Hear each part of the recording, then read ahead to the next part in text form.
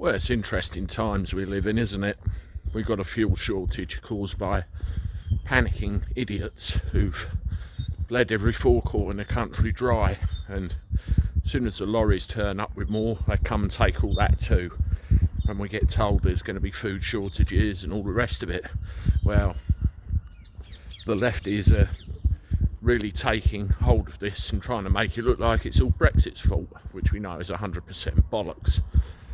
I saw a testimonial today that a lorry driver put online on Twitter. It's there for all to see, and it really gives you a personal insight into the reason we have a shortage of drivers.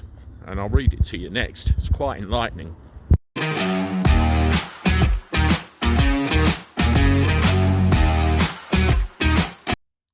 do everyone? Welcome back to the channel for a Saturday. Hope you're doing all right. Yes, the lorry driver, apparent lorry driver shortage. As I said, all the lefties are going on about it and trying to blame Brexit and say, oh, we should rejoice. Oh, piss off. It may be a contributing factor, it may not be, but I saw a feed that an actual lorry driver put on Twitter earlier today and completely explained it all, and it makes perfect sense. When I looked at what I was going to do after I left IT, I thought, do I be a lorry driver or do I be a cab driver? I'm glad I chose the profession I did, to be quite honest. Get a load of this. I'll read it out to you. The man wants it to go viral, and let's see if we can help him. Okay, this guy goes by the name on Twitter, Syntax Error, and his handle is @InfoFoundationX. And he says he's a HGV driver himself. So listen to this. As a HGV driver myself, I'll try to explain what it's currently like from the perspective of a professional driver. To become a professional HGV driver, you first need to apply for a professional licence. This can currently take up to 12 weeks due to delays with the DVLA. You also need to get a medical at the cost of about 75 quid. Again, this can take a few weeks. Then you need to book and pay for your training. Originally, this was Class 2, which means rigid lorry. There's a few of them about, at a cost of around 1,500 quid. This could also take weeks due to backlogs. Once you've passed, if you don't, it's a 2 to 4 week wait for a retest of about 400 quid.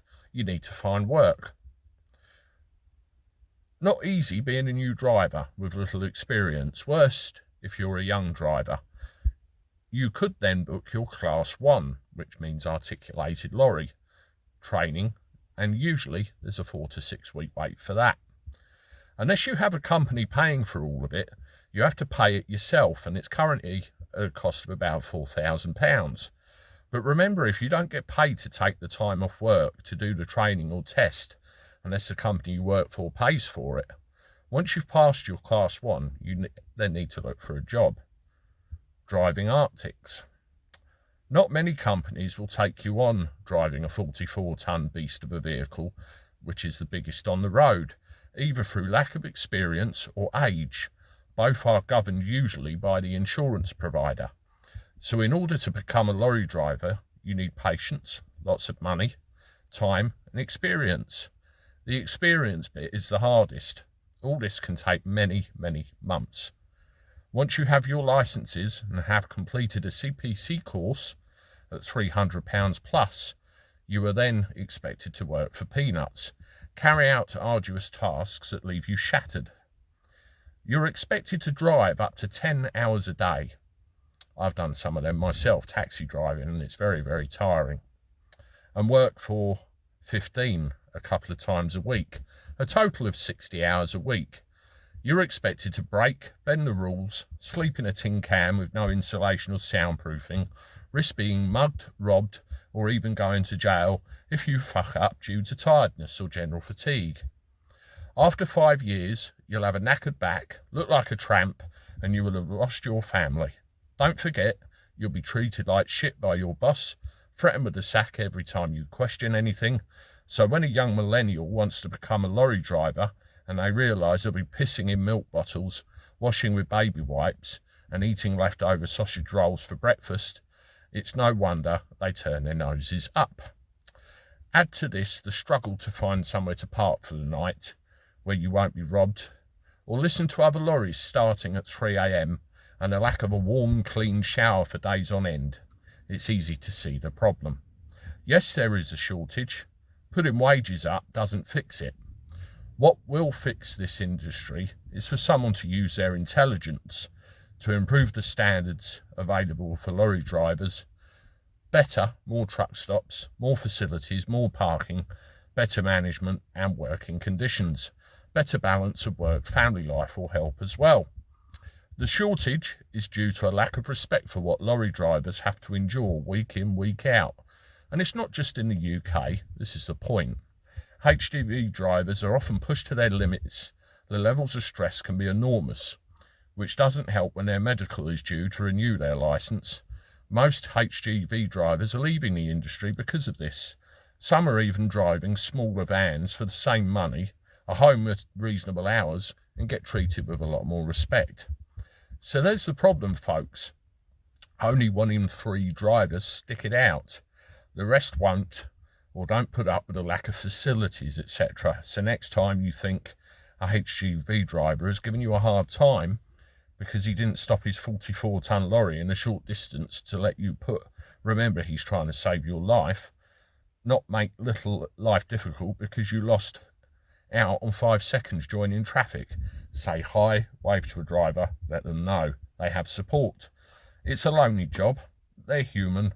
Most, in fact, are bloody nice, decent family people who are willing to help out where they can. It's not an easy job, so let's not make it any harder. Please be patient as well when they're trying to reverse or turn into a tight area. Wheels spinning off, screaming abuse, or squeezing through when they're trying to manoeuvre because you can't wait 30 seconds for your new smartphone's food or whatever to be delivered to the shops isn't helpful. Just be patient. Peace to all. Next time you hear a politician say, it's Brexit, Brexit, Brexit, tell them to fuck right off, because it's not Brexit, Brexit, Brexit. This thing I just read to you explains everything in a nutshell. And as they say, it's right from the horse's mouth. Good luck to this guy. Good luck to everybody.